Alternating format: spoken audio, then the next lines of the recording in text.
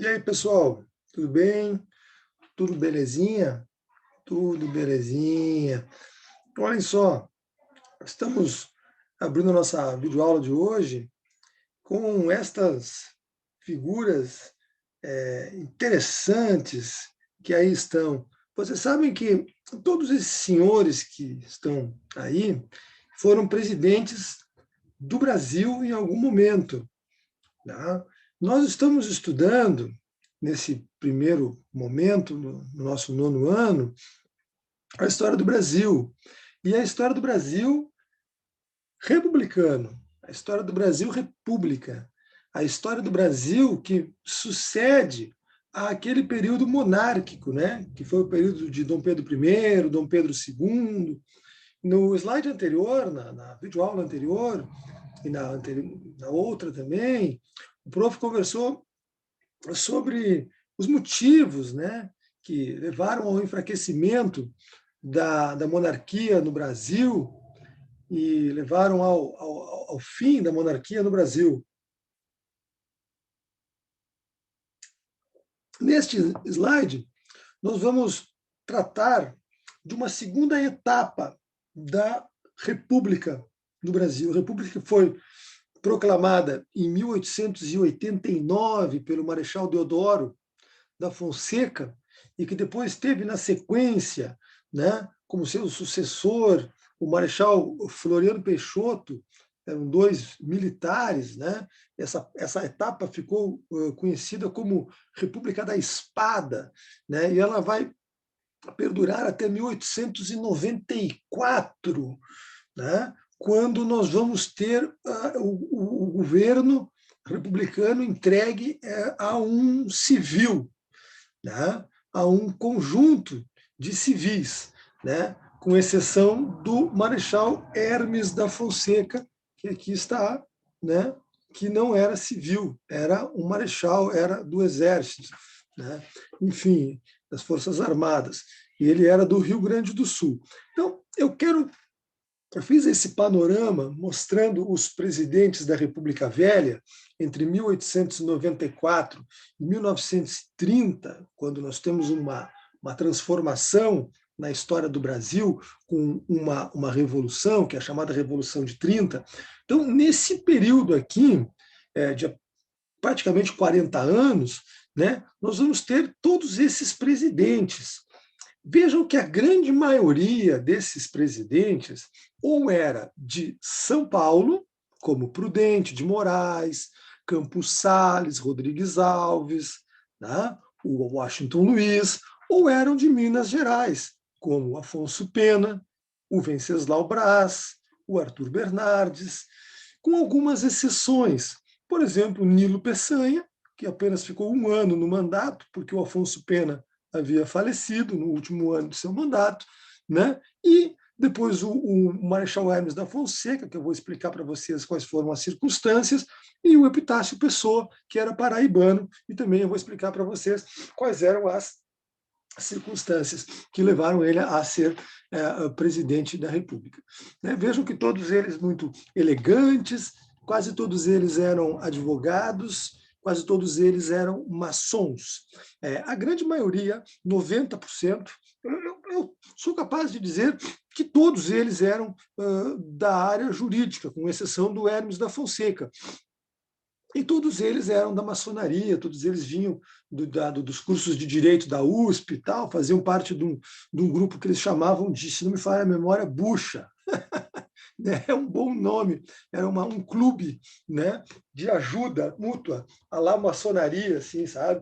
Bom, mas esses caras todos que estão aqui, eles vão ter as suas características e eles vão governar o Brasil em determinado período em que o Brasil ficou inserido, né, em uma história de âmbito internacional, né? Então, entre 1894, né, lá no finalzinho do século XIX, até 1930, nós temos essas representações na presidência da República.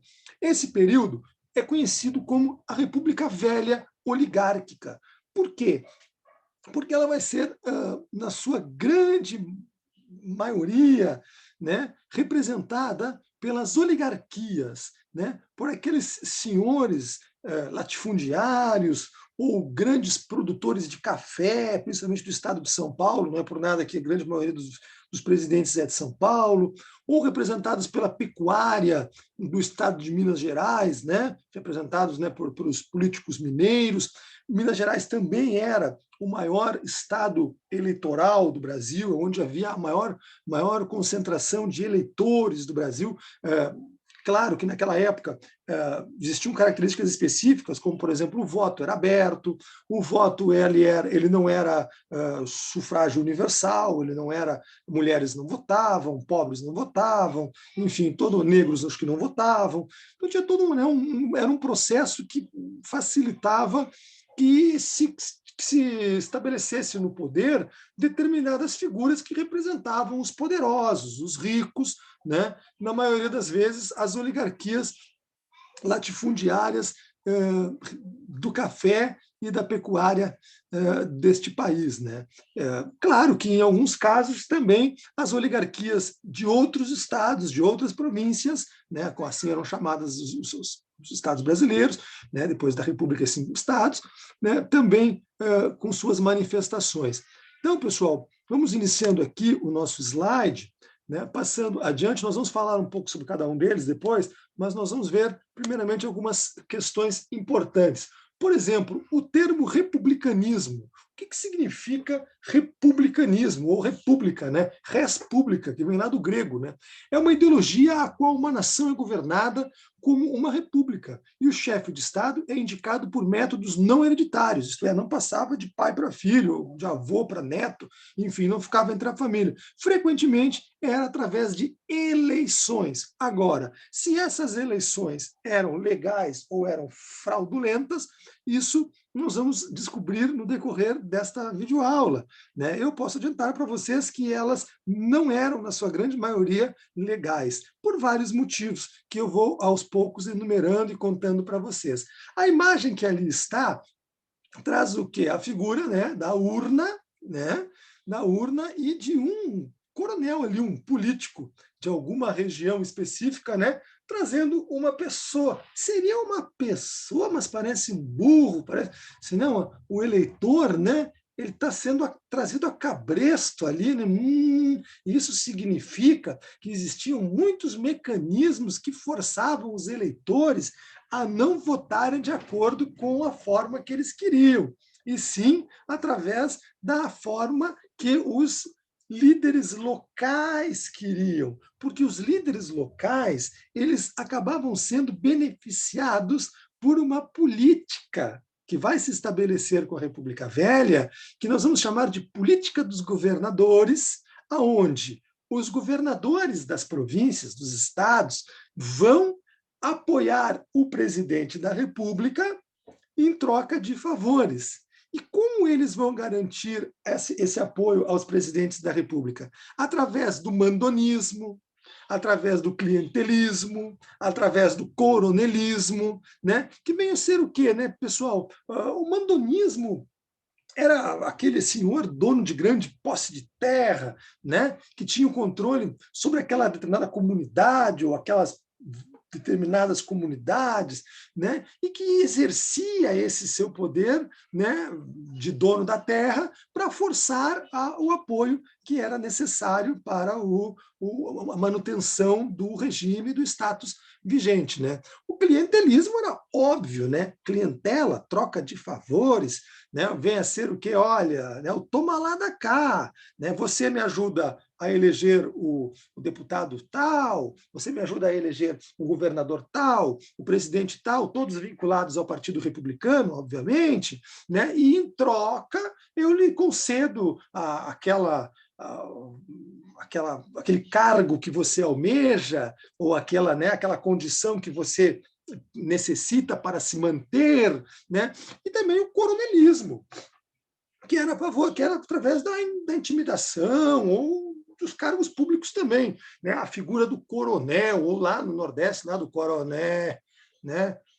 Que coroné Fulgêncio quer que você vote no candidato tal, né? E aí você tem que votar, porque senão a peixeira vai funcionar a peixeira, aquela coisa, né, que o cara se via ou meio que obrigado a votar, né? Aqui no Rio Grande era a mesma coisa, existiam inúmeros coronéis aí no interior, nesse interiorzão aqui, principalmente no sul do estado, aqui onde nós moramos, né? Era muito comum a prática do coronelismo, né? O coronel era aquela pessoa admirada, ele era rico, ele era dono de terra, estancieiro, né? E aí ele era muito querido por todos, e aí acabava essa influência que ele tinha, essa amizade que ele tinha, desculpem, senão o mate do prof vai ficar frio, já está frio aqui, o prof começa a falar, mas aí, com essas aulas aqui a gente tem que ficar falando. Aí então esse coronel acabava muitas vezes definindo, né, ou na maioria das vezes definindo essa política de governadores, que era chamada. Né? Então, o governador republicano ajudava a eleger, a apoiar o presidente republicano, que em troca concedia favores, e era tudo, então, uma política assim de tomar lá da cá, de acerto, né, de conchavo, né? E isso vai caracterizar todo esse período da República Velha oligárquica, né? Todo esse período aí de quase 40 anos da República Velha, né? Eu já falei para vocês que os presidentes, na maioria das vezes, eram formados em direito, né? Eram todos da maçonaria, isso aí era mais ou menos péssimo, né? Porque ficava entre eles, né, os acertos e os conchavos. E aí, então, fala sobre duas políticas, né? A dos governadores, né? Que era o que eu falei para vocês, que o Partido Republicano local, por exemplo, no caso do Rio Grande do Sul, PRR, Partido Republicano Rio Grandense, no caso de São Paulo, né, PRP, né, de Minas Gerais, os partidos republicanos, de modo geral, acabavam, então, fazendo o seu sucesso. Aqui no Rio Grande do Sul, para vocês terem uma ideia, o único governador do PRR ficou 5 mandatos no poder, que foi o Borges de Medeiros. Então, nós vamos falar sobre ele lá adiante. Mas, para começar, então, essa política de governadores, esse toma lá da cá. Isso é a grande característica da República Velha, né? Esse clientelismo, esse coronelismo, né? E isso era inevitável e era praticamente impossível das pessoas comuns, né, civis, derrubarem. Os militares vão tentar em algumas ocasiões, né, mas sem sucesso. Né? E outra característica, que a gente também chama essa velha república oligárquica, que durou do final do século XIX até os anos 30, né, é a chamada política do, olhem só, não se esqueçam, política do café com leite.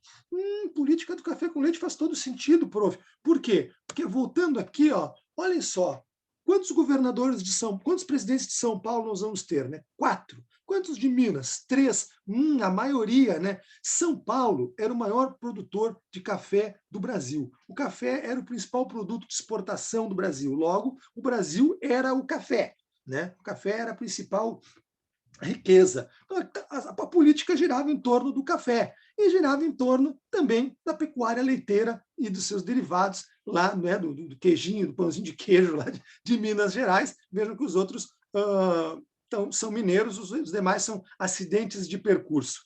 Né? Voltando, então, essa era a ótica, essa era a lógica da República Velha oligárquica. Né? O mandonismo, o clientelismo, o coronelismo. Né? Os presidentes eles se baseavam numa política de governadores, de auxílio, né? E de conchavos. As eleições, na grande maioria das vezes, elas eram fraudadas de alguma maneira, até porque o voto era aberto. Né? E quando a coisa não funcionava como eles queriam, eles recorriam a determinados juízes lá que ajeitavam as coisas e sempre dava o candidato do Partido Republicano. Então, é uma verdadeira fraude que acontecia na República Velha. Bom, o voto era muitas vezes chamado de voto a cabresto, né? Voto fraudado, voto que era através de um mando, enfim, né? E isso sempre dava para vencedor aquele candidato que interessava a quem estava no poder, né? Aqueles que dominavam a política daquele momento, capitaneados quase sempre, né, ou sempre, pelos estados de São Paulo e Minas Gerais.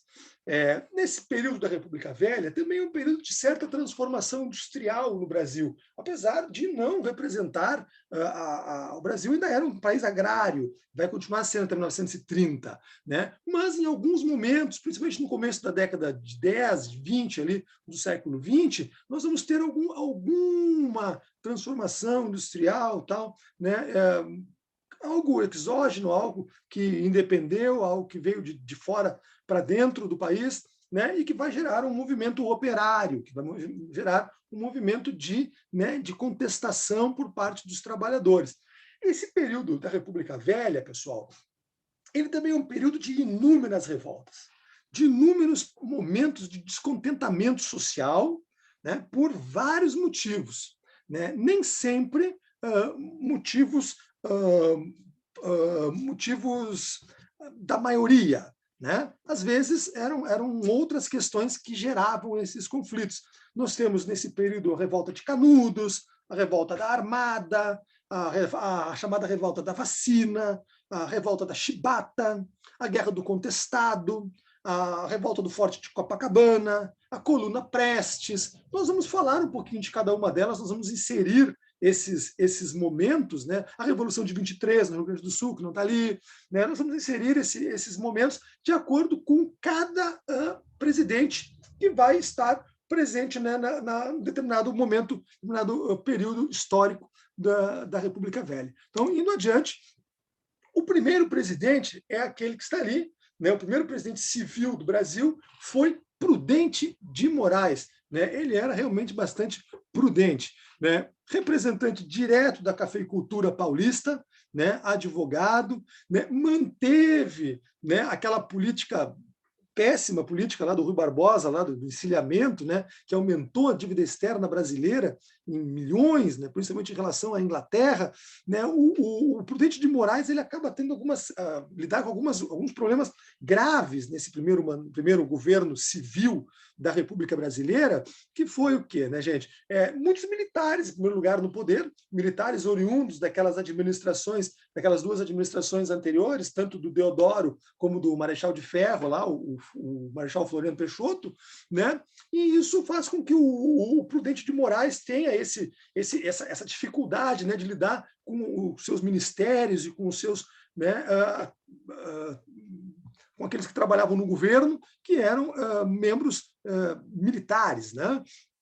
O Prudente de Moraes ele teve também algumas ações que foram importantes em relação a questões territoriais, né? Principalmente uma questão em relação a Portugal, que foi intermediada pela Inglaterra, se não me falha a memória, sobre as Ilhas de Trindade, né? Que aumentava a costa brasileira, que aumentava o potencial econômico brasileiro, né? Até os dias de hoje, isso é muito importante, né? E é nessa negociação, da posse dessas ilhas para o Brasil, o que foi bastante interessante. Também algumas questões territoriais com a Argentina, né? Regiões que pertenciam na fronteira da Argentina com o Brasil, que acabaram sendo intermediadas pelos Estados Unidos e pelo Ministério das Relações Exteriores daquele período do Prudente de Moraes, e que o Brasil acabou se beneficiando, né? O Prudente de Moraes ele tenta reduzir algumas taxas alfandegárias, né? Abrir o comércio para produtos estrangeiros, ele tenta fazer de tudo para a economia brasileira, nesse período, nesse início de período civil da República Oligárquica aqui no Brasil, né? Crescer ou pelo menos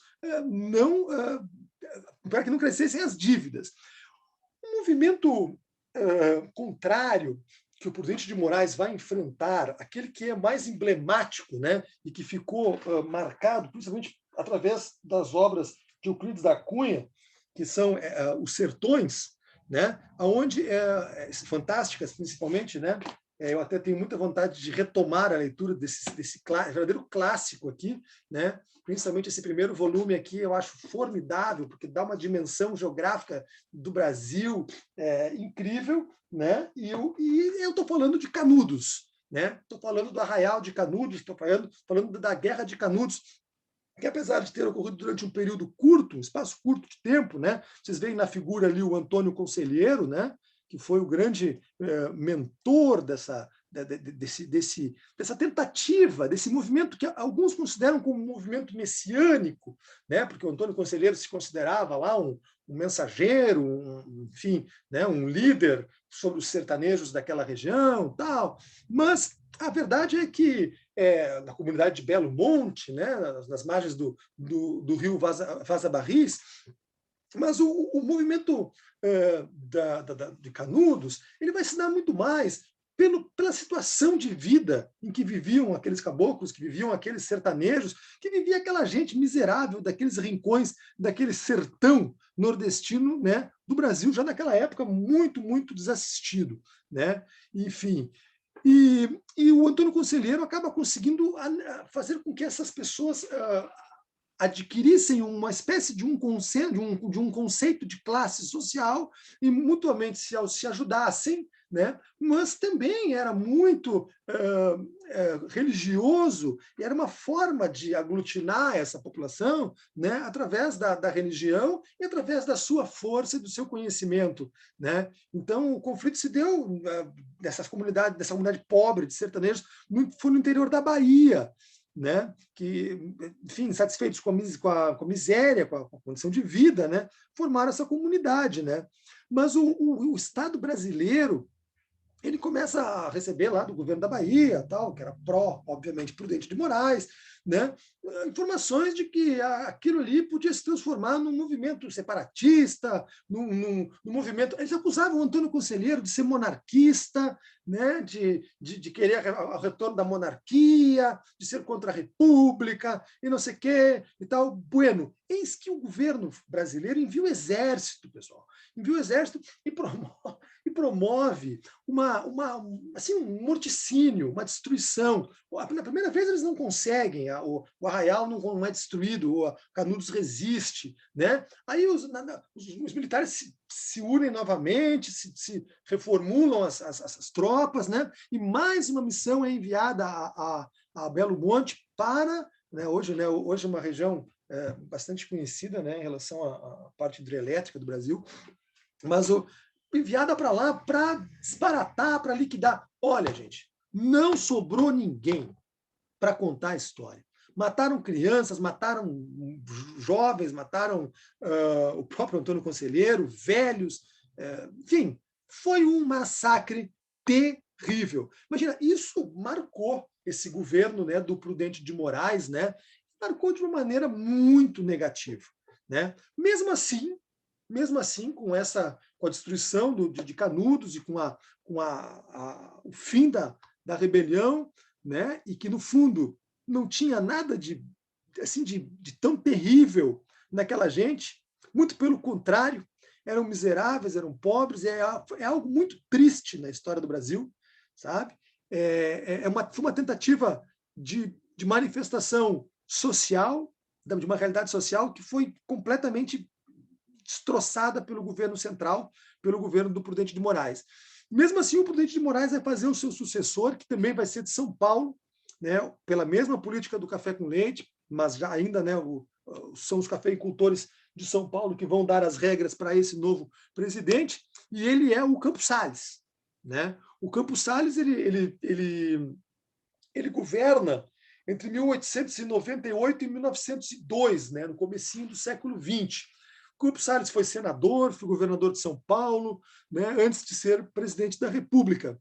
Né? O Campos Salles ele se compromete a tentar fazer uma política econômica de austeridade, ele combateu a inflação, aumentou impostos, né, desagradou muito nesse sentido, né, para poder tentar diminuir a dívida externa, que no tempo do Prudente era algo altíssimo, né, que vinha lá da política do encilhamento, né, do tempo do Rui Barbosa, do tempo dos militares e tudo mais. Né, ele negociou com credores, ele forneceu lucros alfandegários, ele diminuiu taxas, ele fez coisas desse tipo. Né?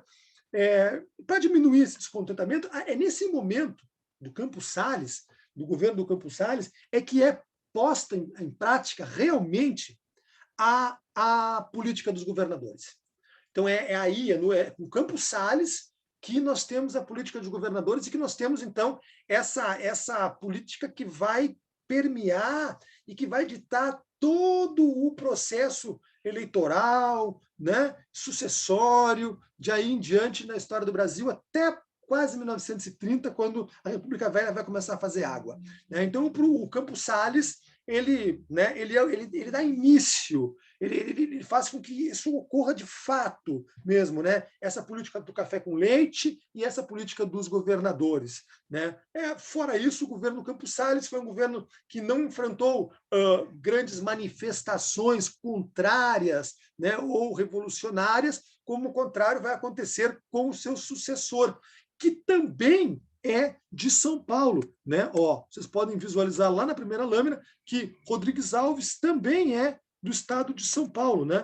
Então, nós temos o terceiro presidente civil da República Velha Oligárquica Brasileira, mais um representante da cafeicultura paulista, né? Que foi o senhor Rodrigues Alves, né? Que era representante dessas oligarquias paulistas. Né? Bom, nesse período do Rodrigues Alves, pela situação de exportação do café e pela política austera que foi o seu antecessor, o Campos Salles, que o Campos Salles promoveu no Brasil, então ele pega um país um pouco mais equilibrado economicamente, o Rodrigues Alves. Né? E com isso, ele faz, primeiramente, ele promove grandes mudanças urbanísticas, né, na cidade do Rio de Janeiro, que era a capital da República. Né?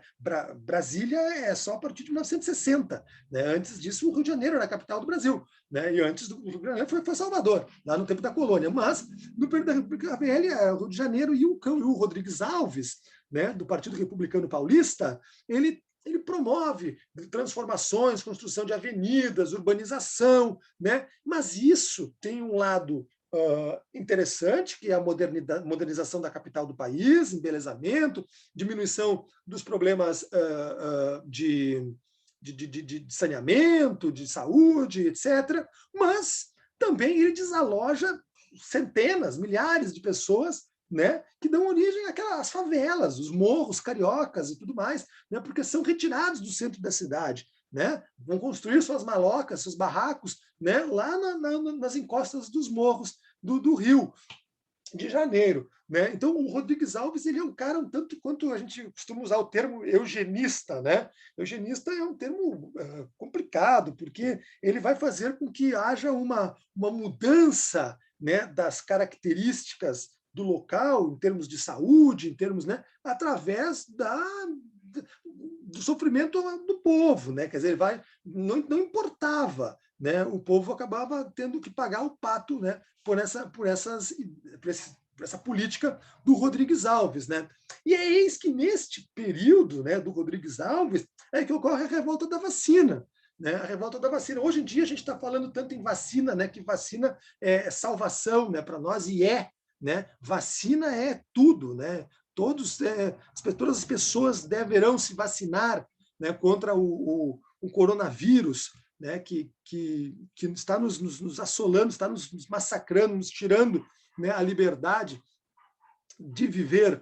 Né? Então, quer dizer, é muito importante a vacina. Mas olhem só que casualidade, né? A gente está conversando agora aqui na nossa disciplina do ano de História, né, sobre a revolta da vacina. O Rodrigues Alves, então, nessa tentativa eugenista dele, de urbanização, de melhoria de saneamento, a qualidade de vida, mesmo que os pobres tivessem que ir para os morros, viver em favelas, etc. e tal, né, ele também se preocupa, né, em diminuir as pragas, as pestes, né, que assolavam. Então, o que ele faz? Ele cria uma lei em 1904, né, no meio do governo dele, que é a lei da vacina obrigatória. Né, e as pessoas da saúde, ligadas na época, não sei se era Ministério da Saúde, acho que não, mas não me recordo agora exatamente, vão vacinar as pessoas. E as pessoas não aceitam serem vacinadas. Né? Eu até tenho aqui um livrinho muito interessante, que é A Revolta da Vacina, não sei se dá para visualizar ali, do Nicolau Savichenko. É muito interessante, mostra em detalhes aqui, né, o tanto como isso foi complicado de acontecer, né, de ser resolvido no Brasil, porque as pessoas não queriam se vacinar, porque não queriam, não se achavam obrigadas, era como se fosse uma obrigação. Como poderiam ser obrigadas a serem vacinadas, né? O que era aquilo? Para que aquilo? Né? Para febre amarela, para tifo, para uma série de doenças gravíssimas, né? Que melhorariam demais a qualidade de vida, né? Mas eis que o governo se impôs nesse sentido e houve a vacinação, querendo ou não querendo, mesmo que que tenha ocorrido distúrbios no Rio de Janeiro, principalmente, né? Mas isso foi controlado pelas forças de segurança e a vacinação ocorre independentemente, mas é um fator que fica marcado na história do Brasil, né? Parece que hoje em dia não é a primeira vez, e não é mesmo. Que as pessoas às vezes, mas será que eu vou virar um jacaré? Não, por favor, né? Virar um jacaré, não me venham com essa, que essa. Bom, mas não é o caso deste momento aqui. Seguimos com a nossa aula de república oligárquica. Não foi só a revolta da vacina que o Rodrigues Alves enfrentou como problema, ou melhor, talvez como solução a outra. Nesse período do Rodrigues Alves, além do café, pessoal, se desenvolvia muito lá na região amazônica a borracha, a exploração do látex, da seringueira, né? da produção de borracha para exportar para os Estados Unidos, principalmente para a emergente indústria automobilística, né, e pneumática dos Estados Unidos, lá para Goodyear, né, ou para Ford, enfim. Né? Então, a exploração, muitos sertanejos vinham da região nordeste do Brasil, né, para o norte, para a região do Amazonas, para a região de Rondônia, para a região do Acre, do atual Acre, né? E o Acre não era brasileiro, né? Eis que o Acre, se vocês perceberem pelo mapa, ele está grudado na Bolívia. O Acre era um território boliviano, mas que a presença dos sertanejos, dos caboclos lá naquela região, na produção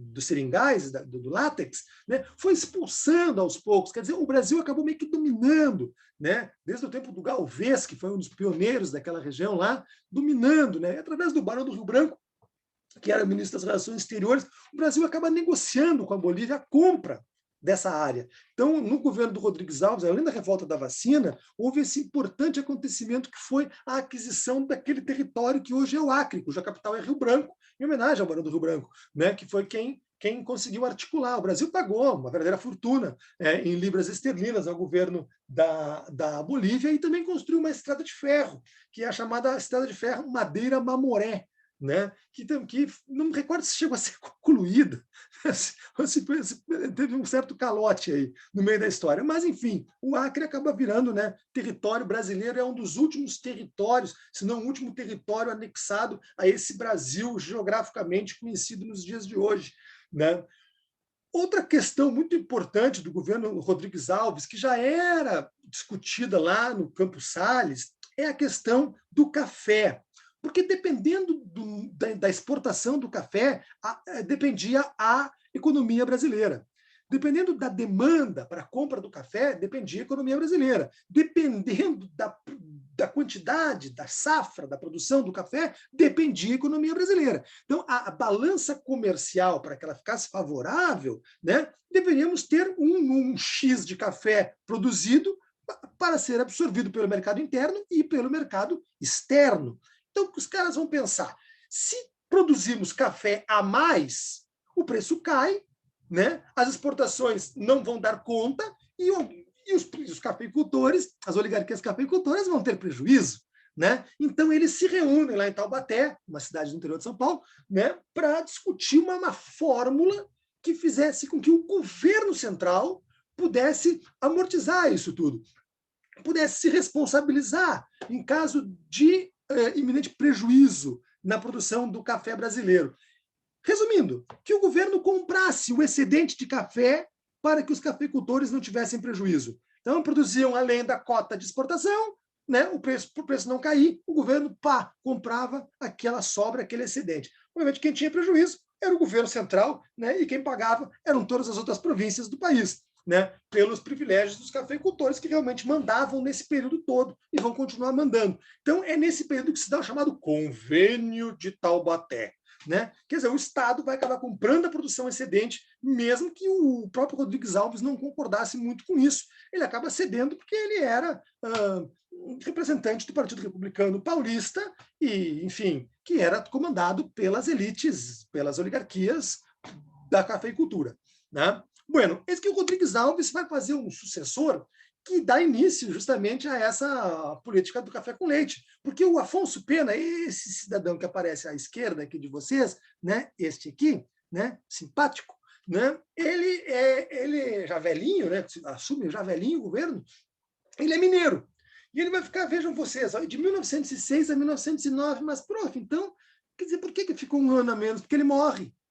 Incrível que pareça, o Afonso Pena ele morre durante o mandato, vai falecer durante o mandato dele, no último ano de mandato dele. Então, Afonso Pena era mineiro, foi deputado estadual, foi deputado federal, foi ministro, foi vice-presidente da República do Rodrigues Alves, né? Quer dizer, era um cara que tinha todo um conhecimento, né? E ele é o fruto direto da política do café com leite, né? Ele tinha, de fato, algumas ideias de industrialização, mas ele vai ficar atrelado ao mesmo sistema oligárquico, cafeicultor, né? Que tinha muito poder.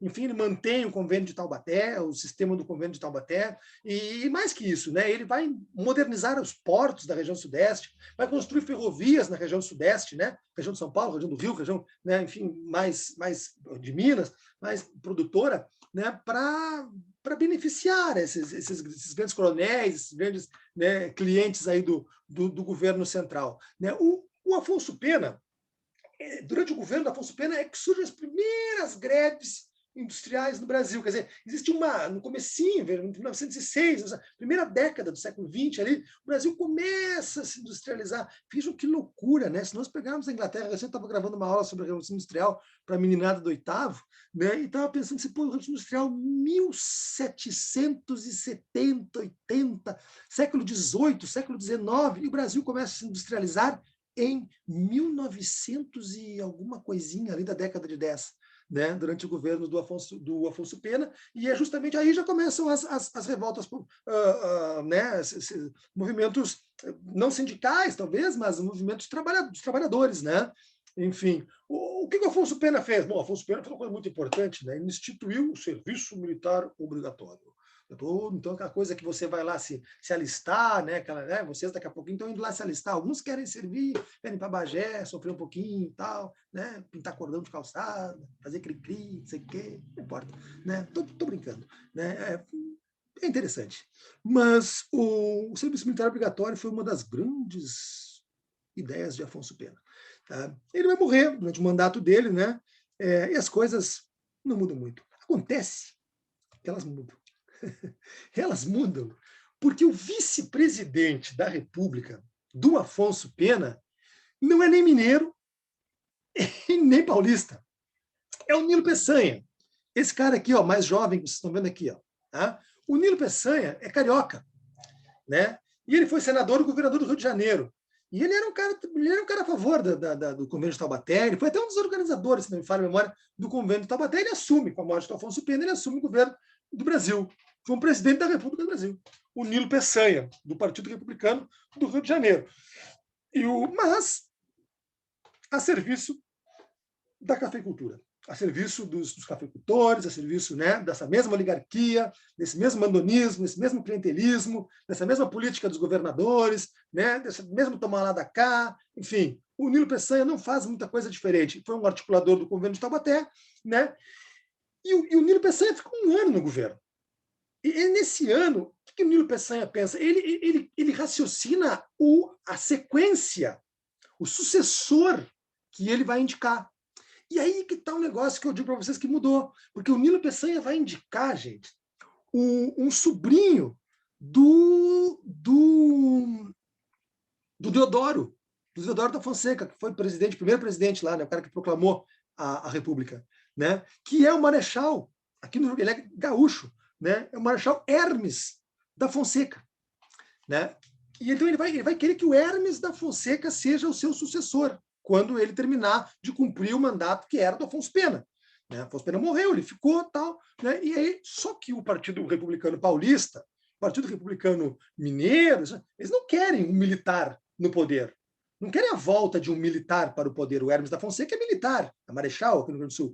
E aí eles vão começar, pela primeira vez na história do Brasil, vai haver uma campanha eleitoral, dessas que a gente está meio que acostumado a ver. Né? Claro que não é pelo Facebook, viu? Né? Mas vai ser com santinho, vai ter dinheiro empregado para poder fazer a campanha, né? Que vai ser a campanha de um baiano. Eles vão apoiar um baiano, que é o Rui Barbosa. O Rui Barbosa era uma sumidade, o Rui Barbosa era um crânio, o Rui Barbosa era um intelectual, o Rui Barbosa era uma pessoa muito inteligente, muito respeitada, né? O Rui Barbosa era um civil, não era um militar, né? E o Rui Barbosa percorre o Brasil, tal. Bueno, os cafeicultores não querem esse militar, né? E lançam o Rui Barbosa, como eu disse para vocês, né? Com apoio de São Paulo. Mas o Minas Gerais acaba pendendo para o lado da ideia do Nilo Peçanha de apoiar o Hermes da Fonseca. E como Minas, eu já disse para vocês, tinha um colégio eleitoral gigantesco, isso vai acabar pesando, mesmo com toda a falcatrua, com toda, né, a maracutaiada que existia e que vai existir durante todo o período da República Velha. Né? E aí o Marechal Hermes da Fonseca vai acabar se elegendo. Né? Isso vai enfraquecer, de certa maneira, a oligarquia cafeeira. Bueno, durante o governo do Nilo Peçanha, durante esse pequeno período que o Nilo Peçanha fica no poder, né, ele vai estabelecer algumas coisas interessantes, como a criação do Ministério da Agricultura, do Comércio, da Indústria, que existe até hoje, que é muito importante, e vai criar aquilo que vai ser o embrião da FUNAI, né, de proteção, de serviço de proteção aos índios do Brasil, né, e vai delegar vai enviar uma delegação de indianistas comandados pelo Marechal Cândido Rondon, né, para o Amazonas, para as regiões indígenas, para conhecer antropologicamente, né, culturalmente, os indígenas brasileiros, o que é muito interessante e o que é muito louvável, né? Quer dizer, antes dos irmãos Vilas Boas lá, o Marechal Cândido Rondon, que é considerado o pai, né, do indianismo brasileiro. Enfim, isso é uma medida que o Nilo Peçanha, que depois vai tentar ser presidente, gente. Eu vou contar para vocês mais para frente. Mas aí, enfim, as eleições ocorrem, Minas Gerais pende para o lado do Rio Grande do Sul, pende pela indicação do Nilo Peçanha. O Rui Barbosa, que é esse senhor que está aqui, ó, bem simpático aqui, ó, né? Um cara de inteligente e tudo mais, e era, de fato, né? Mas a política de encilhamento foi um fracasso. O Rui Barbosa, ele recebe muito apoio financeiro para a sua campanha. E ele vai chamar a campanha civilista. Um civil no poder, né? Por isso civilista. Um civil no poder, ao invés de um militar. Mas, sei lá, imaginem vocês, de 600 mil votos da época, o Marechal Hermes da Fonseca vai fazer 400 mil e ele vai fazer 200 mil. Com fraude ou sem fraude, com clientelismo ou não clientelismo, com aquilo ou aquele outro. Enfim, o Rui Barbosa perde, na verdade, toma uma sumanta do Hermes da Fonseca, que é esse carinha que vocês estão vendo aqui, ó, né, com chapéu de militar e tal. Né? E vocês vejam que o prof botou abaixo dele esse outro cidadão aqui, ó, que era senador pelo Rio Grande do Sul, pelo Partido Republicano Gaúcho, que é o senador Pinheiro Machado. E o Pinheiro Machado vai ter uma participação muito importante no governo Hermes da Fonseca. É ele que dá as cartas, é ele que articula. Inclusive, o Pinheiro Machado vai ser assassinado depois, mais adiante, lá né, no âmbito, no meio onde ele trabalhava, lá no Congresso. Né? Enfim, o Pinheiro Machado, claro, ele fez muitos inimigos, né? Porque o Hermes da Fonseca era um cara que não representava diretamente, né, essa política cafeicultora, mas também não deixava de representar. E eles vão criar, assim que eles assumem, né, o Hermes assume, ele vai governar de 10 a 1914, até o início da Primeira Guerra Mundial, ele vai criar o quê? Um troço chamado política de salvação, né, o salvacionismo ali, que é um troço muito estranho, que era assim, ó, era uma espécie de uma intervenção direta em todos aqueles que pensassem diferente do pensamento dele, ou que fossem contra, né, ou que declaradamente não fossem pró-Hermes da Fonseca. Isso muito capitaneado pelo Pinheiro Machado. Então, uma perseguição muito grande nesse sentido, né? E essa política desagrada demais. Eu acho que talvez por isso até que o Pinheiro Machado acabe sendo até assassinado nesse sentido. Né?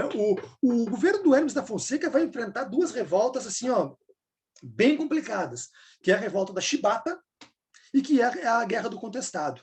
A revolta da Chibata, ela é muito importante, pessoal, da gente raciocinar ela através do seguinte olhar. Ela não foi somente uma revolta comandada por negros da Marinha Brasileira que estavam descontentes frente aos castigos que sofriam em caso de equívocos, de falhas, né? Que era uma prática da Marinha Portuguesa do tempo da colônia ainda, que todas as marinhas modernas não mais tinham, né? E sim, a revolta da Chibata deve ser vista, né, na figura de João Cândido, né, que foi o seu grande idealizador. Está aqui ele, ó, é essa figura aqui, o João Cândido, ó, esse aqui, ó, esse mulato, esse negro aqui, tá? Que foi justamente de luta e de demonstração das mazelas, das dificuldades, das desigualdades sociais e raciais que o Brasil enfrentava já no começo do século XX, na primeira década do século XX, principalmente durante o governo do Hermes da Fonseca. Então, o que eles fizeram? Eles usaram, os marinheiros usaram esse momento, né, de maus tratos, de algo que era realmente arcaico, brutal, né, a chibata, o chicote, né, no caso de alguma, se eles infringissem alguma regra da Marinha, né, e que eles tomam conta de um navio da Baía da Guanabara, né, que a Baía da Guanabara fica na entrada do Rio de Janeiro, né, e aí o que eles fazem? Eles apontam os canhões para o Rio de Janeiro, principalmente para regiões importantes, como, né, o Palácio e tal, né, a alfândega e tudo mais, e ameaçam, né, ou o governo Hermes simplesmente acaba com os maus tratos na Marinha, né? Perdoa todos os envolvidos, os marinheiros envolvidos, né? Ou eles bombardeariam o Rio de Janeiro. O governo Hermes é hábil, né? Negocia e, de certa forma, debela a tentativa dos marujos, né? Nesse momento. Só que não cumpre. Não cumpre, né? Até a questão dos maus tratos, ok, né? A questão da desigualdade racial e social no Brasil, isso vai permanecer, permanece até hoje, né? Se luta até hoje por isso, cada vez mais. Mas esses castigos até são retirados. Mas os marinheiros não são anistiados, né? Não há um perdão. Existe uma nova revolta, se não me engano, na Ilha das Cobras, ou algo assim, no Rio de Janeiro, que é trucidada pelas forças policiais, né, do governo Hermes da Fonseca, e isso, enfim, desgasta demais esse governo militar, né, como era de se esperar, né, de todos os governos militares, né, todos eles são assim, né, e a figura de João Cândido fica marcada na história do Brasil como um grande brasileiro, né, um libertador, um cara que lutava por justiça social acima de qualquer outra coisa. Bueno, a outra revolta que inicia no governo Hermes da Fonseca, mas não termina no governo Hermes da Fonseca, vai terminar durante o próximo governo, que é o Venceslau Braz, né, é a Guerra do Contestado. E a Guerra do Contestado é bastante complexo a gente falar sobre ela, né? Teríamos, enfim, conversar por um bom tempo para entendermos todos os meandros, né, da Guerra do Contestado. Mas uma coisa que é contestada é uma coisa que não é de uma pessoa, nem de outra, nem de um Estado, nem de outro, nem de um país, nem de outro. Se contesta, mas, né, não se tem uma ideia clara sobre o que é. E o Contestado era uma região entre o Paraná e Santa Catarina, uma região de floresta, uma região de produção ervateira, né, de erva mate, enfim, era uma região rica, que era, né, enfim, era uma região meio que litigiosa entre esses dois estados. Os dois estados queriam ter acesso a essa região. Os moradores dessa região ou se consideravam paranaenses, os consideravam catarinenses, enfim, existia todo um processo ali, né, de uma cisão, né, e uma dificuldade de relação entre eles. Mas um fator novo, que vocês podem visualizar aqui na imagem também, que o prof colocou aqui, ó, né, é a construção de uma estrada de ferro, que foi feita pela Brazil Railway Company, né, que contrata centenas, milhares de funcionários para a construção da estrada, aumenta a população dessa região do Contestado, né? E depois que construída a estrada de ferro que ligava São Paulo ao Rio Grande do Sul, né, simplesmente esses cabras aí vão ficar, Deus dará, né? E vão ficar ou para o lado do Paraná, ou para o lado de Santa Catarina, tal. E tem mais o surgimento do messiânico, né? Veja que tem aquela figura ali que está ali, ó, meio ali paradinha ali, o prof botou, né? Que é o José Maria, né? José Maria é uma espécie de um monge, espécie de um, né? Ele vai criar ele era sebastianista, acreditava na volta de Dom Sebastião, sei lá, enfim, tinha todo um lance messiânico, né? Na cabeça desse cara. Ele cria a região do Quadrado Santo e tal, e endurece o caldo ali, engrossa o caldo. Bom, o governo Hermes manda tropas do governo federal, do exército, para botar, entre aspas, a ordem da região, né? E é recebida a bala, meu. E não consegue. E não tem sucesso. Né? Uma, duas, né? Quer dizer, 3 vezes lá, acho que até a outra vez vai ser lá no governo Venceslau Braz. Enfim, isso se estende. Então, olhem que governo conturbado foi o Hermes da Fonseca, né? Ele já entrou sem o apoio dos paulistas, né, numa manobra. Ele era militar, não era civil. Eles fraudam a eleição contra o Rui Barbosa. Ele é o candidato Nilo Peçanha, tal. Mas eis que São Paulo e Minas vão se entender ao final do governo Hermes, e a República do Café com Leite volta a dar as cartas com a eleição deste senhor aqui, que é o presidente Venceslau Braz. E o Venceslau Braz vai ter um papel bastante importante. Ele é representante de Minas Gerais. Ele vai ter um papel bastante importante, porque vejam bem o período, né? 1914 e 1918. Ele governa durante a Primeira Guerra Mundial. Exatamente durante a Primeira Guerra Mundial. E é dele, né, a decisão de o Brasil entrar na guerra. Né? Por quê? Por que o Brasil entrou na guerra, né, gente? Isso é uma coisa que é muito relativa. Né? Quais foram os acertos, quais foram os por quê, né? Segundo o Ministério de Relações Exteriores, o Ministério da Guerra, o Ministério enfim, os documentos da época falam, né? O Brasil não tinha grandes motivos para entrar na guerra, porque era uma guerra meio europeia, na Primeira Guerra Mundial. Né? Então, mas o Brasil era um cliente da Inglaterra, então ele comercializava muito com a Inglaterra, com os parceiros da Inglaterra, tal. E a Inglaterra era a grande inimiga da Alemanha, né? Da Alemanha que se insurge naquele período.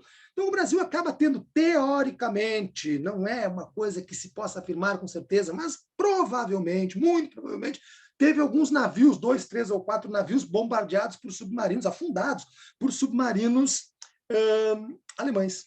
Tá? E aí, então, o Brasil resolve entrar na guerra do lado da Tríplice Entente, né, ou dos aliados, enfim, e não envia tropas. Né? O Brasil não envia tropas como vai enviar na segunda, envia enfermeiras, envia mantimentos, alguns produtos semi-industrializados, e continua enviando aquilo que a gente sempre foi, né, um produtor de commodities, né, de produtos agrícolas, né, café, etc. E tal.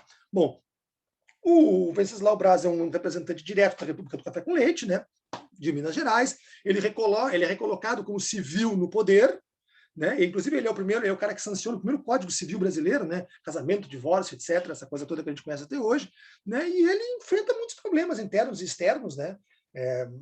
Enfrenta, né, essa guerra, a guerra do contestado, que segue acontecendo, que vai acabar sendo finalizada durante o governo dele, né, e ele enfrenta as grandes greves operárias de 1917. Vocês sabem que 1917 é o início da Revolução Russa, né? E que é um grande movimento dos trabalhadores do mundo, né? Da conscientização de classe dos trabalhadores, do marxismo, do socialismo, etc., e tal, do anarquismo. Né? E, então, isso o Brasil não fica atrás. O Brasil, já nessa época, 1914, já é um país bem mais industrializado do que era na década anterior. Né? Então, as greves elas acabam surgindo. E ele vai enfrentar o Venceslau Braz de maneira muito estúpida, penso eu, né? A grande greve operária de 1917, onde ele vai agir com muita violência, muita força para debelá-la. Né? Isso causa um desconforto, um descontentamento entre os trabalhadores do Brasil de uma maneira muito grande quanto à figura do Venceslau Braz. Né? Essa industrialização, então, né, trouxe principalmente o anarquismo. Né? O anarquismo as lideranças eram anarquistas, né? Lá no Bakunin, do Kropotkin, enfim. Bueno, no final ali do governo do Venceslau Braz, estoura a gripe espanhola, gente. A gripe espanhola foi uma pandemia, que nem o coronavírus, que nem essa que a gente está enfrentando agora. Né? A gripe espanhola foi terrível, ela dizimou milhares de brasileiros, milhares de pessoas no mundo inteiro, mas milhares de brasileiros. Claro, essa é pior, essa que nós temos agora é pior, mas a gripe espanhola foi terrível também. Né? E a gripe espanhola vai permear o final ali do governo do Venceslau, né? E aí, então, que acontece? Eles vão tentar eleger novamente o Rodrigues Alves. Lembra do Rodrigues Alves lá, que foi o terceiro presidente da República Velha? O Rodrigues Alves, está certo que o Rodrigues Alves vai ser presidente do Brasil, né? Só que ele pega a gripe espanhola. E ele não assume, gente, ele morre antes de assumir. Queria ser de novo presidente da República, ia ser o único presidente, 2 vezes presidente da República durante a República Velha. E o Rodrigues Alves morre de gripe espanhola, cara. O pior de tudo, é incrível, né? Isso aconteceu. E aí assume o Delfim Moreira, que era meio totoca. Dizem, eu não tenho certeza. Mas isso também não importa muito, né? Porque tem alguns aí que também são mais ou menos e estão no poder, né? Então, quer dizer, o Delfim Moreira, ele é meio afastado do poder, ele governa faz o último ano, faz uma transição. E São Paulo e Minas, do café com leite, da política dos governadores, não sabem muito bem o que vão fazer, e aí eles escolhem um cara que nem ele, nem o próprio cara sabia que ia ser presidente da República, era ministro das Relações Exteriores, estava lá na Europa discutindo o Tratado de Versalhes, lá que deu o final da Primeira Guerra Mundial, né? Que é o Epitácio Pessoa. O Epitácio Pessoa, que é paraibano, não tinha nada a ver com a coisa, gente. E o Epitácio Pessoa fica sabendo lá que se torna presidente do Brasil, pensa, embora, era bom, eu sou presidente do Brasil, né? E ele chega aqui, cara, e ele vai enfrentar muitas dificuldades, né? Muitas dificuldades. Em primeiro lugar, porque ele é nordestino. Em primeiro lugar, porque ele é nordestino. Ele é o primeiro nordestino, né? A ser presidente da República, né? O Epitácio Pessoa. Então, ele vai privilegiar, de certa maneira, o quê? O Nordeste, né? A região de onde ele veio, né? E ele tem vários, né? Essa questão dos problemas sucessórios, né? E ele vai enfrentar a revolta tenentista, o princípio do tenentismo. Olha que nós já estamos nos aproximando do final da República Velha, porque ele governa de 1919 até 1922. Né? Esse período, então, é um período onde surge o movimento tenentista de forma muito forte, né? Principalmente através do movimento, né, do Forte de Copacabana, né? Da revolta do Forte de Copacabana, lá do Siqueira Campos, do Eduardo Gomes, né? E depois vão se juntar aqui com o Luiz Carlos Prestes e tal. Assistam o filme O Velho, documentário, tem no YouTube. Depois eu vou falar para vocês com mais calma sobre isso, mas vai surgir a coluna Prestes e tudo mais, mas essa revolta do Forte de Copacabana, ela é feita pelos tenentes. Tenente é uma patente mais baixa do Exército, né? E eles, então, já estão de cara com essa questão sucessória, com essa manutenção da República do Café com Leite e com esse pacto federativo no Brasil que não promove uma igualdade entre as realidades de cada província, né? De cada estado, perdão. Né? Bueno, gente, esses caras são massacrados. Os revoltosos são massacrados pelas forças oficiais no governo Epitácio. Né? Então, são pouquíssimos aqueles que desfilam pela avenida principal de Copacabana, né? Saindo do Forte de Copacabana, que dá para a Baía da Guanabara, no Rio de Janeiro, né? Que a ideia era marchar até o Palácio do Catete, que era a sede oficial do governo, né? Para depor o Epitácio Pessoa, né? Para botar uma junta militar novamente ali. Né? Bueno, por quê? Porque os militares não queriam a sucessão, não queriam a continuidade desse regime. Né? Porque já estava certo que com a saída do Epitácio Pessoa, né, entra quem? Já tinha sido cravadas, as eleições já tinham sido realizadas, fraudadas, ou não fraudadas, mas fraudadas, né? E o Arthur Bernardes já estava certo. O Arthur Bernardes. Né? E o Arthur Bernardes também é um representante direto da política do café com leite. Né? E o Arthur Bernardes, então, vai acabar se transformando em presidente da República, mesmo com todas essas dificuldades. Ele é o penúltimo presidente da República, é esse camarada que vocês veem logo acima, aqui, ó, nessa posição aqui. Ó. Este é o Arthur Bernardes. Tá? Vai ficar entre 1922 até 1926. Olha, vai enfrentar muita dificuldade. As coisas vão mudar, né? As coisas estão mudando. Né? Então, o Arthur Bernardes, ele sofre uma grande oposição do Rio Grande do Sul, da Bahia, de Pernambuco. Por quê? Porque os caras queriam, ao invés do Arthur Bernardes, eles queriam o Nilo Peçanha. Você lembra do Nilo Peçanha, que substituiu o presidente que morreu lá no último ano de mandato, que era o Afonso Pena, né, o carioca? Né, eles queriam o Nilo Peçanha. Mas, mesmo assim, o esquema é feito, né, e a política dos governadores é colocada em prática, e o clientelismo, etc., e o Arthur Bernardes é presidente da República.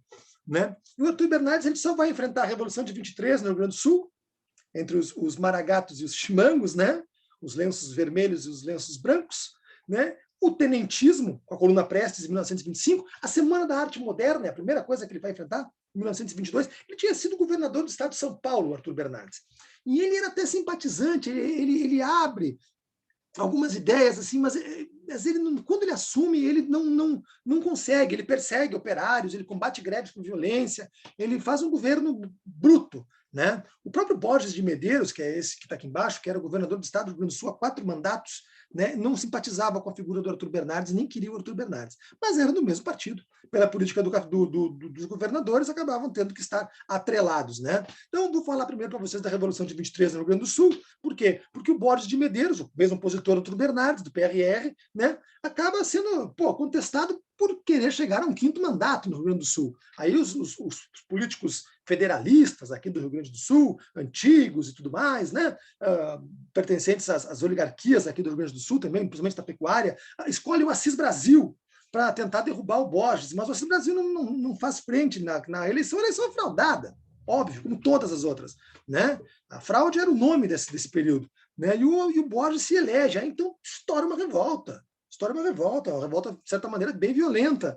Né? Mas o governo central sempre teve mais força, né? Com exceção da entrada, da tomada de Pelotas pelo Zeca Neto e tudo mais, alguns movimentos nesse sentido, né? Os chimangos, né? os lenços brancos, né? do Partido Republicano, contra os maragatos, né? Da maragateria, lá, dos representantes do Assis Brasil. Então, era contra a fraude, na verdade, era contra a sequência de permanência do Borges de Medeiros, né, e do Partido Republicano Rio-Grandense, desde que o Júlio de Castilhos assume lá atrás. Né? Então, mas mesmo assim o Borges ganha, mas aí com essa revolta eles assinam um pacto, lá no Pedras Altas, lá no Castelo, né, que é o Brasil, para que o Borges, para que fosse o último mandato do Borges. Né? Aí isso vai acontecer de fato, né? O 5º mandato dele. Bom, a Semana da Arte Moderna é um movimento fantástico que nós poderíamos ficar um bom tempo comentando aqui, mas eu vou deixar para vocês comentarem com os profs de literatura e artes, enfim. Né? Mas a Semana da Arte Moderna ela é um movimento cultural, principalmente no Brasil, né? Que surge ali no começo do século XX, da segunda década do século XX, 1922, né? Que era o quê? Vamos deixar de usar essa arte europeia, vamos modificar, vamos começar a dar valor novamente para uma arte brasileira. Sabe? Sejamos nacionalistas, vamos experimentar, vamos misturar esse modernismo, né, com o nacionalismo, vamos criar uma arte brasileira. Né? Vamos comer, literalmente, vamos antropofagicamente falando, vamos né, exterminar com essa coisa de representar algo pronto, né, que vinha lá do surrealismo, que vinha do futurismo, não sei lá do quê. Né? E aí muitos artistas brasileiros, pintores como Tarsila do Amaral, como a Anita Malfatti, né, o de Cavalcante e tal, escritores brilhantes como o Andrade, né, Oswald de Andrade, Mário de Andrade, Manuel Bandeira, né, entre outros, o Villa-Lobos, né, músico, Menotti Del Picchia, né, sei lá, através da revista Claxon, se não for a revista Claxon, né, e outras também, né, acabam criando esse movimento cultural, né, que abala as estruturas. Né? Então, quer dizer, tem a Semana da Arte Moderna, né, que traz um certo ufanismo ao Brasil, o Brasil brasileiro mesmo, né, uma cultura própria. Né? Isso mexe, isso cria um algo mais aqui no país. Né? Ao mesmo tempo, tu tens a Revolução de 23 aqui no Rio Grande do Sul, que é contra os desmandos e a permanência das fraudes na reeleição do Borges de Medeiros. Tu tens a coluna Prestes, que começa a se articular, né, e percorre o Brasil para demonstrar que a fraude era a prática mais utilizada e que esses governos se perpetuavam no poder, etc. Né? A figura do Luiz Carlos Prestes acaba sendo combatida, nunca perdeu uma batalha sequer, nunca foi derrotada, né? Mas não teve força suficiente, apesar de todo o seu empenho, toda a sua heróica e histórica aventura, né? Acabou se deslocando para lugares diferenciados, para depois se reagrupar, para voltar à luta, enfim, para depois muitos deles vão fundar o Partido Comunista. Então, quer dizer, que ainda vão ser responsáveis lá em 1935, já no governo Vargas, por uma tentativa de punch e tudo mais, de revolução. Mas o Arthur Bernardes acaba fazendo o seu mandato, né, indo à frente com o seu mandato e elege o sucessor, que é o Washington Luiz. Mas isso aí que está o negócio, né? O Washington Luiz. E o Washington Luiz, o lema é governar é abrir estradas, né? Esse era o negócio. E, de fato, ele abre muitas estradas, o Washington Luiz. Né? Ele vai fazer a política do café puro, como dizem, porque, porque ele vai indicar depois, lá no final, um político de São Paulo de novo. Ele não vai indicar um mineiro, né? Ele vai indicar o Júlio Prestes, que vocês estão vendo ali na saideira, ali, ó, bem no cantinho, ali já, né? Que é para a gente terminar, porque a gente já está se estendendo demais. Né? Obviamente, o Washington Luiz ele é mais liberal do que o Arthur Bernardes e tal, né? Mas ele enfrenta uma enorme crise financeira porque ele pega o período de recessão gigantesca no mundo, que é a crise de 1929, a quebradeira das indústrias e tudo mais. Né? Ele não socorre os cafeicultores, porque nem pode, né? Devido à crise, né? Não dá os impostos, perde o poder. Né? Enfim, e ele tenta eleger o Júlio Prestes, que é de São Paulo. E aí, então, isso gera um desconforto em Minas, e Minas acaba meio que aceitando a tentativa do Rio Grande do Sul e da Aliança Libertadora, que está aqui o cartaz, até eu botei para vocês, ó, que tenta colocar no poder quem? Getúlio Dornelles Vargas, né, que é um político aqui do Rio Grande do Sul, que era governador do estado do Rio Grande do Sul. Junto com ele, este outro aqui, ó, João Pessoa, né, que era da Paraíba. A Aliança Liberal, então, ela vai o quê? Ela vai tentar lutar contra o Washington Luiz na questão sucessória. Perde por causa da fraude, perde pelo mesmo sistema. Só que acontece o seguinte, o João Pessoa, vice-candidato do Getúlio, ele é assassinado não sei se foi no Recife, se não me falha a memória. E isso aí, mesmo que não tivesse nada a ver diretamente com a questão sucessória do Washington Luiz, vai servir de munição para o Vargas insuflar toda a população, juntamente com os militares, principalmente com o movimento tenentista, o movimento militar e tudo mais, né? Depois da morte do João Pessoa, e é dado um golpe. É promovida uma revolução. Então, quer dizer, o Washington Luiz ele nem conclui o mandato dele, ele é exilado nos Estados Unidos depois que vai para a Europa. Né? E o Júlio Prestes, muito menos, assume o poder.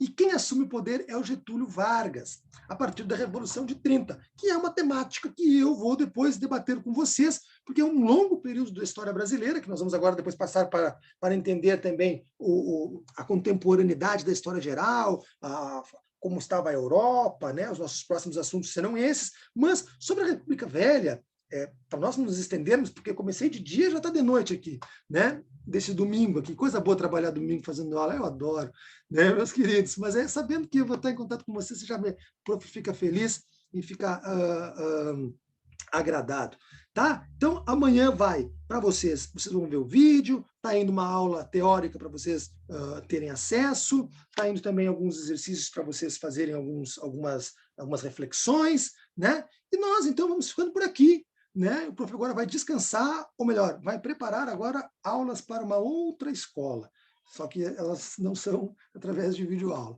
tá? Um beijo para vocês, uma boa noite de domingo e até amanhã de manhã. Amanhã de manhã nos encontramos lá naquele bate-canal lá que vocês conhecem, tá bom? Até mais, pessoal, então. Eu vou agora desligando aqui os aparatos, os aparelhos. Um beijo para vocês e até mais.